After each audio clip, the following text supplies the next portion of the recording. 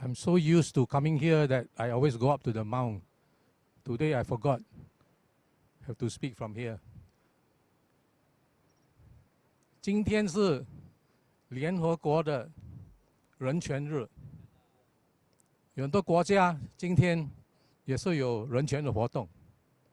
我们马鲁啊，每年也是有在12月10号有一个人权的活动。去年是在一条船，今年是在芳林公园。为什么我们选芳林公园今年呢？因为芳林公园是免费的，不是。因为从9月2014年，很多人说芳林公园死了，芳林公园死掉了，没有人敢来了。为什么没有人敢来？我不可以讲出来。为什么？因为今年有个新的法令，如果那个案还是继行，你讲话有可能被罚款，有可能坐牢，所以不可以讲。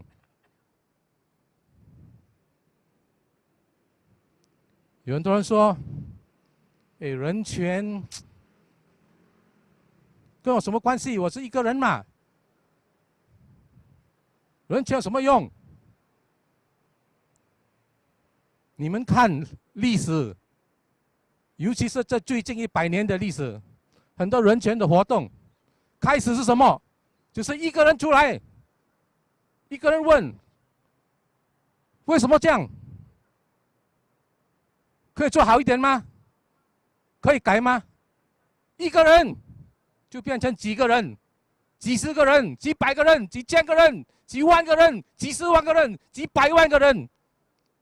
所以没有人权，国家就没有进步的。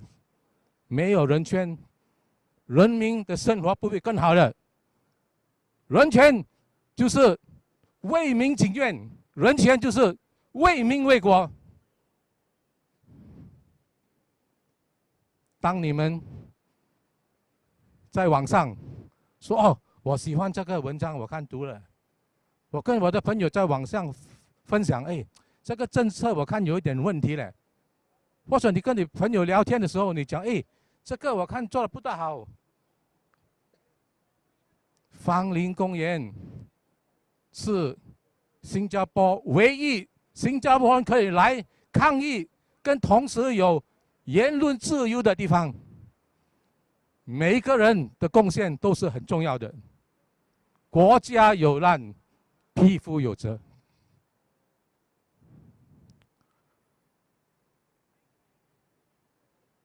The International Convention and Civil and Political Rights. You know what's the biggest human rights joke in the world today? That no country in the world has changed the rules for elections such that an estimated 99-something% of the population of the citizens cannot qualify to stand for election. This is the biggest joke in the world for human rights. That more than 90% of all the presidents of all the countries in the world also don't qualify now under our rules. You know, when I was in Hanoi in October for human rights meeting, I told the meeting of this joke. Nobody was laughing. You know why? It's a very, very serious matter. When you are deprived of your right of political participation. Back to Hong Lim Park, Speaker's Corner.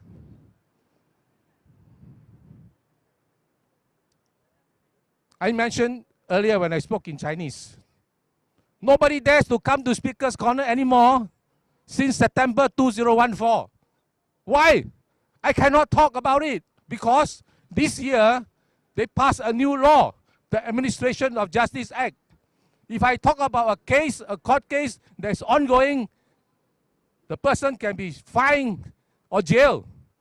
Isn't it a big joke that Marua, a human rights NGO, comes to Hong Lim Park Speaker's Corner, the only place where you can have freedom of expression, freedom of assembly, and I cannot talk about it? That is the right human rights joke.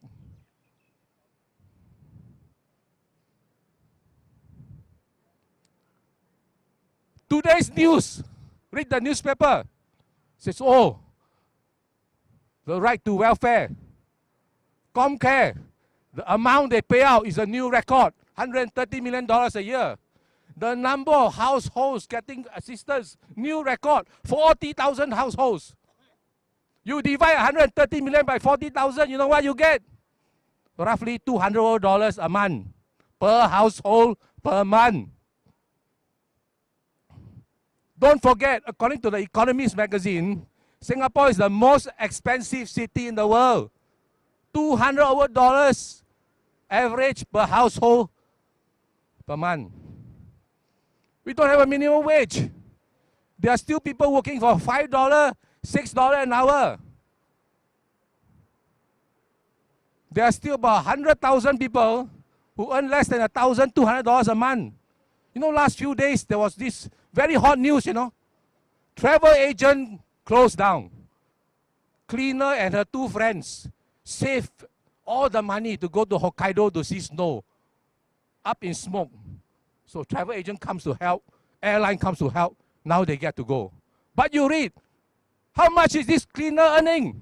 $250 a month. As a part-time cleaner. You know the average cleaner is still getting like $1,000, just over $1,000. He's a part-time cleaner, get $250. The right to work is in the Universal Declaration of Human Rights, UDHR. Since we're on the subject of work and jobs, the right to a job in the 18 months until June this year, employment growth, 49,000 foreigners, locals 500. 49,000 foreigners jobs growth in the 18 months to June this year. Locals 500. And locals include permanent residents. How many of the 500 jobs growth in the 18 months went to Singaporeans? Nobody knows. Why? Because there's no transparency. They don't break down the jobs or employment change into Singaporeans and PRs. That's until June. Come to September, it's even worse. Last quarter, job growth in total shrank, decreased by 3,300.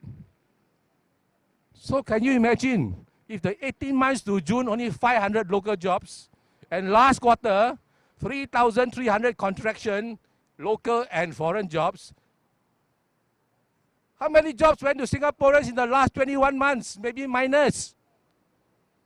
The unemployment rate, non-seasonally adjusted, has gone up to 4.1%.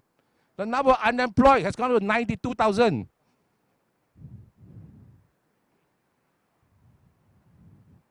That is why,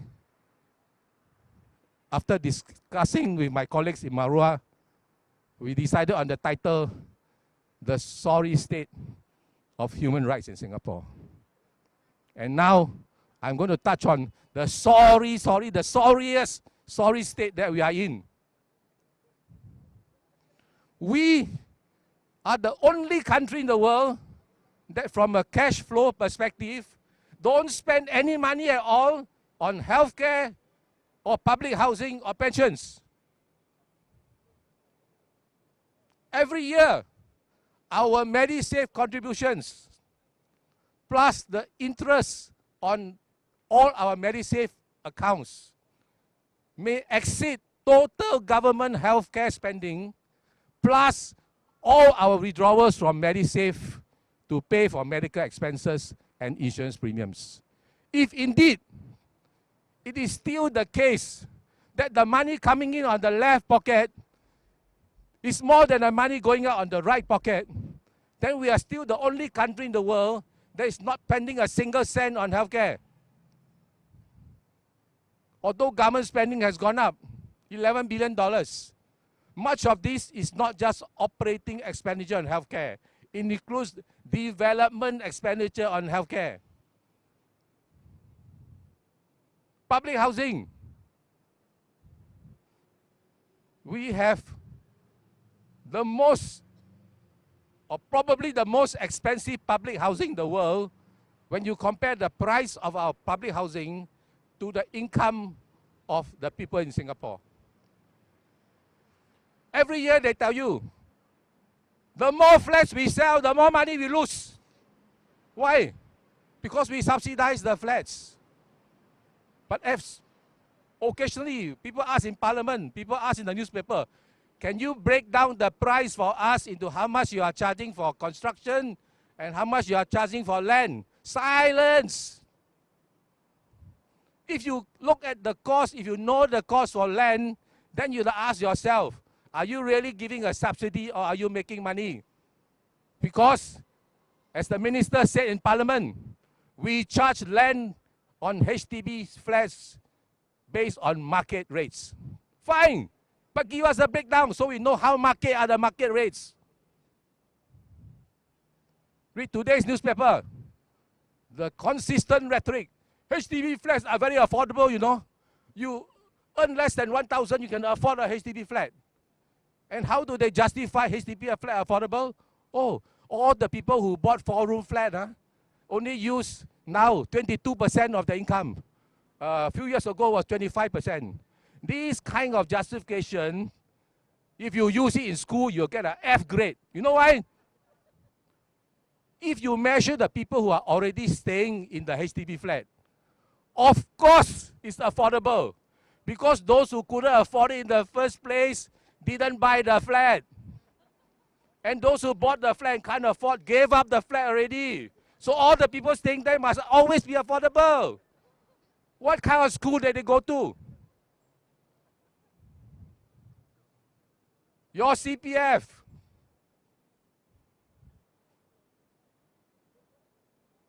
They take your money, they invest the money, they give you some money back. So we need transparency. What is the weighted average rate of return of all the CPF accounts year by year since they started? Don't tell us ordinary 2.5, special and Medisave retirement 4, first 60,000 distributed extra 1, now over 55, the first 30,000 extra 1. Just tell on the average, what is the rate? Is it 3.5, whatever? And then tell us, historically, you took this money, what return do you get from it? Did you get 6.5%? Did you get 7.5%? Because if you get these numbers, you can see we're the only country in the world where they take so much of the people's pension fund and keep to the government. And when the government keeps it, it is the loss to you. Anything wrong with such a policy? Nothing wrong. Because if government don't keep some of your pension fund, they got no money to spend. They don't have budget surplus every year. But the issue here is we want to know how much are you keeping every year since the CPF started. The issue is not whether you are keeping. We want to know how much. Is it 1% a year average? Is it 2% a year average? Is it 3% a year average?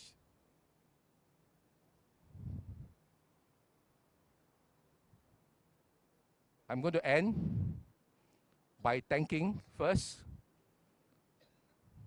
all the volunteers and members of Marua.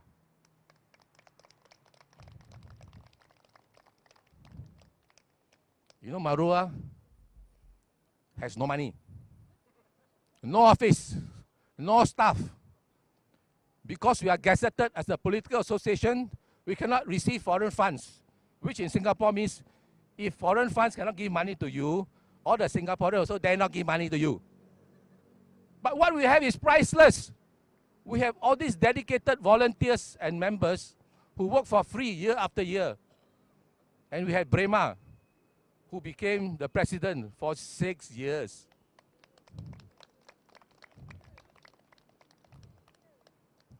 I was telling Brema, you owe me a debt for the rest of your life. Okay? Because nobody will take over your place. But like many of the speakers have said, sometimes in life, It may be just one person, but if you can do something, do it. And I say that because I thank all of you for coming today, like 50 of you. You are the bravest Singaporeans in the world. You know why? Because in September 27, 2014, 2 people were charged for illegal demonstration. 6 people were charged for public nuisance. I think about 16 people were requested to go for interview. And many of them received letters of warning. So all my friends say, I will never go to Hong Lim Park. I happen to be there, they end up go for interview, and then some got charged for public nuisance, and some for charged for illegal demonstration. But never mind. It does not matter whether we have 50 people, 10 people, or one person. Because human rights is universal. Human rights is indispensable. Human rights cannot be divided. Human rights will continue. Thank you very much.